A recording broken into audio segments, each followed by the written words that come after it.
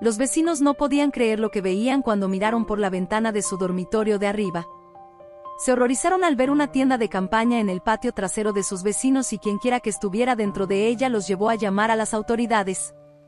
Querían que sus vecinos fueran arrestados por lo que estaban haciendo y se negaron a detenerse hasta que fueran obligados a abandonar el vecindario para siempre.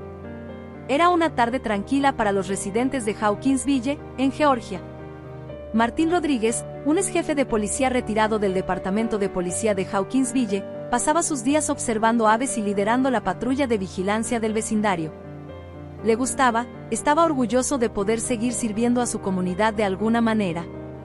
Martín y Clarice, su esposa, habían vivido en Hawkinsville toda su vida. Todavía eran novios de la escuela secundaria y tenían 2 hijos adultos que ahora tenían sus propios hijos. Su familia era respetada en la comunidad debido a la posición de Martín en el HSPD. El día que Martín se jubiló, todo el vecindario se reunió para hacer una barbacoa en celebración de los logros de Martín. Hawkinsville era una zona bastante segura, pero Martín quería que sus vecinos supieran que siempre podían contar con él en caso de cualquier emergencia. Después de todo, tenía un vínculo directo con la policía. Pero Martín no tenía idea de que había alguien que necesitaba desesperadamente su ayuda. Nunca esperó descubrir algo que causaría revuelo en todo su vecindario. Sus vecinos harían preguntas sobre quién vivía en su querida comunidad. Todos los que vivían en Springside Drive se conocían entre sí. Cada vez que Martín veía a alguien salir de su casa para ir a trabajar o simplemente cuidar sus jardines, le saludaba con cortesía. Pero había una familia que generalmente se mantenía apartada. Esta familia vivía justo al lado de Martín y tenía un hijo llamado César, amistoso pero reservado y tímido. Los Spencer eran de Raleigh y solo habían estado en Hawkinsville durante unos meses. El día que se mudaron, Martín y Clarice llevaron una tarta de cereza que Clarice había horneado.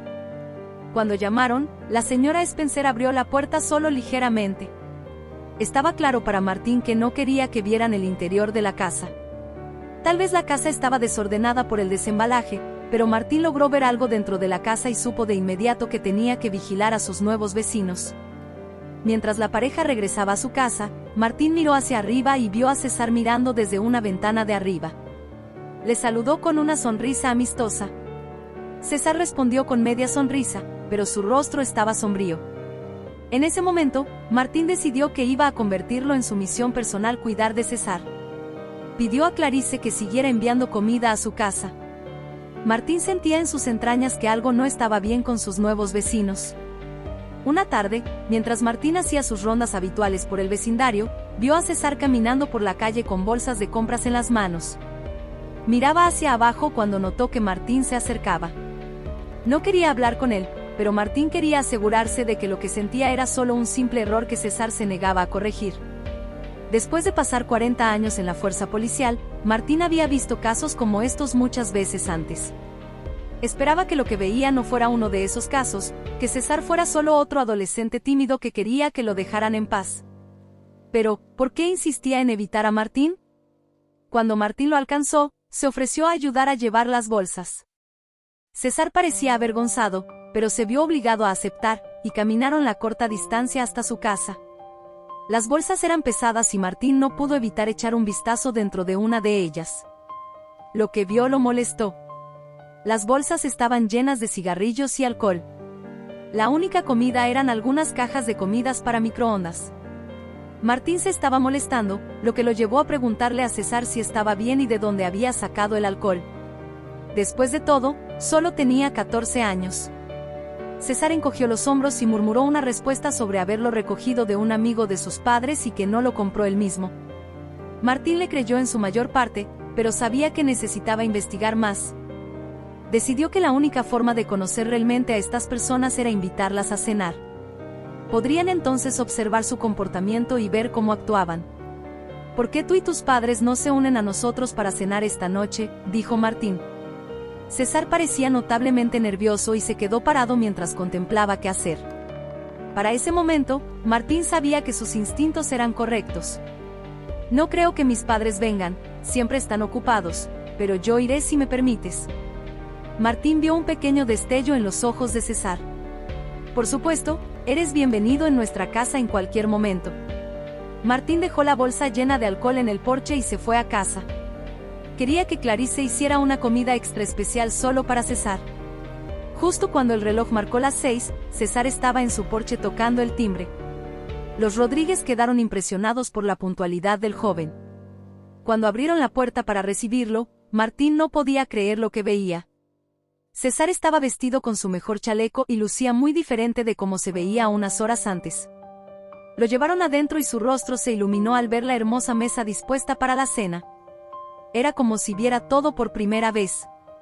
Martín observaba atentamente, necesitaba ver las señales antes de convertirse nuevamente en detective. César parecía increíblemente feliz de cenar con ellos. Antes de que Martín y Clarice pudieran hacerle preguntas, devoró con avidez el pollo asado y las papas. Esa fue una de las señales que Martín anotó, parecía que el chico no había tenido una comida decente en mucho tiempo. Miró a Clarice, y ella supo de inmediato lo que Martín estaba pensando. Cuando llegó la hora del postre, Clarice le sirvió un abundante tazón de pastel de durazno con crema. César no podía creer que estuviera comiendo todos sus platillos favoritos. Clarice decidió hacerle algunas preguntas. ¿Con qué frecuencia cocina tu mamá para ti, querido?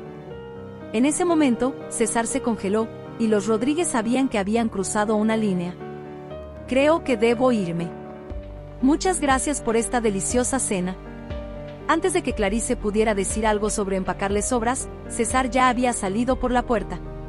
Martín sentía que ahora tenía suficientes señales para comenzar a vigilar la casa y cuidar de César.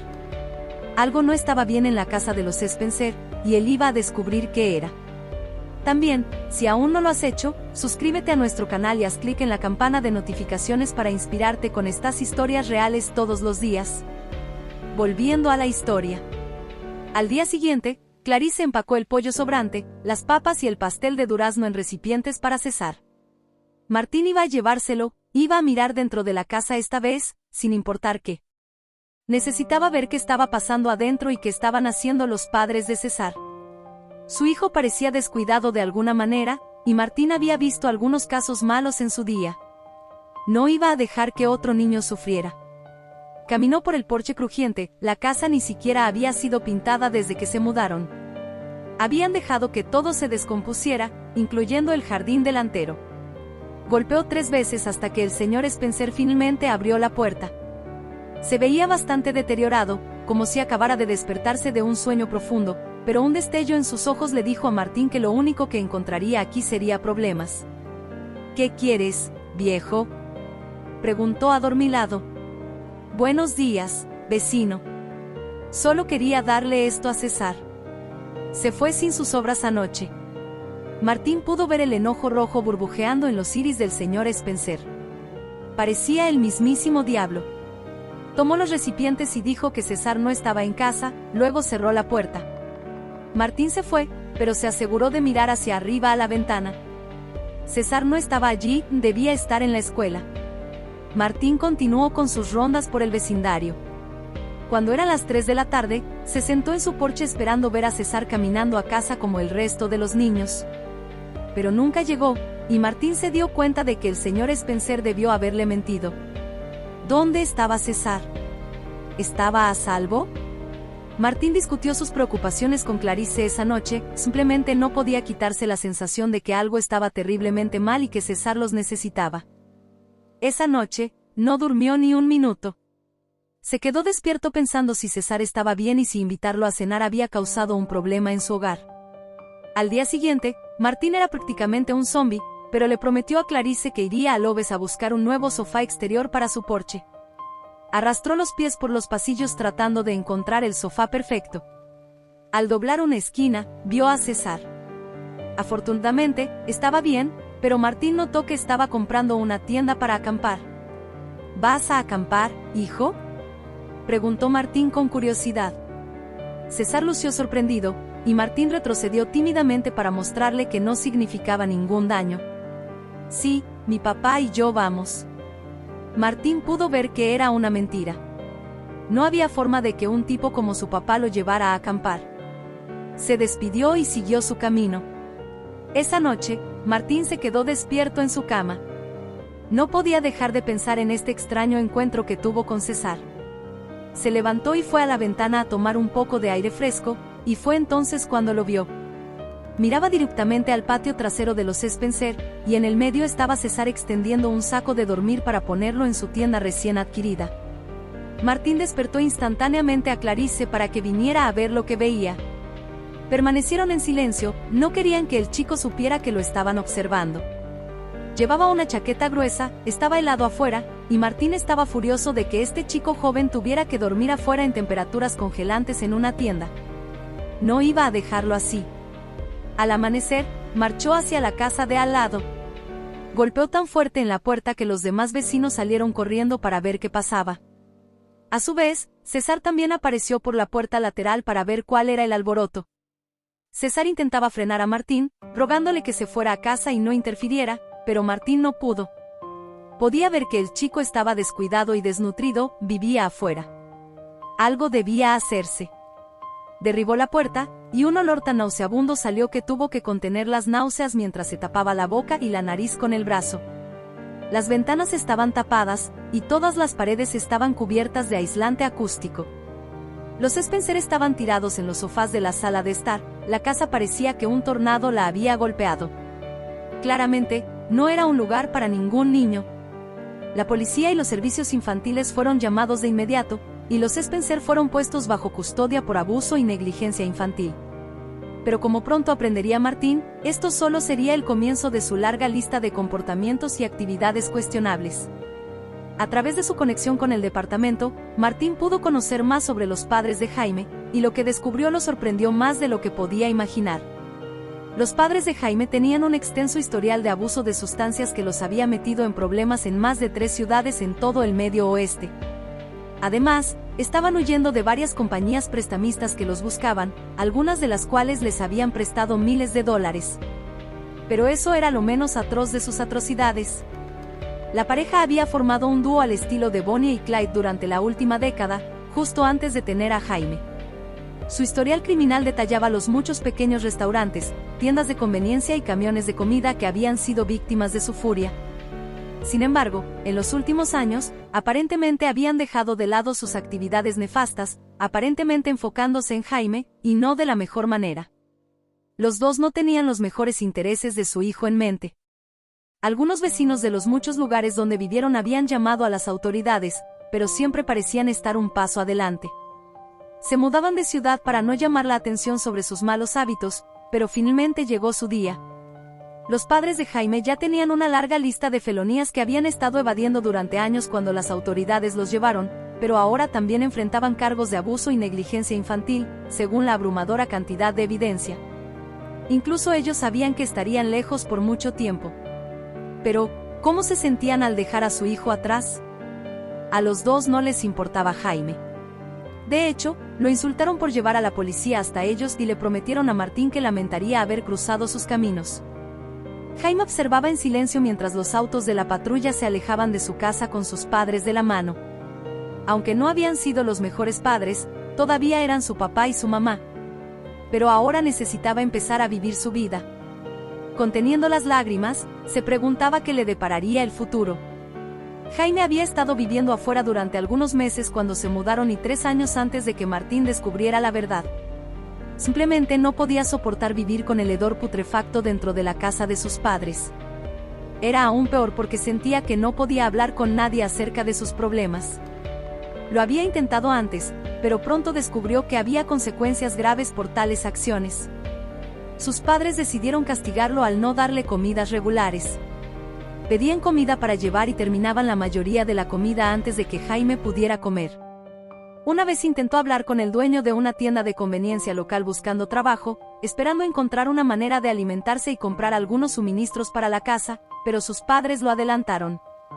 Lo reprendieron ante el dueño de la tienda, alegando que Jaime tenía problemas mentales.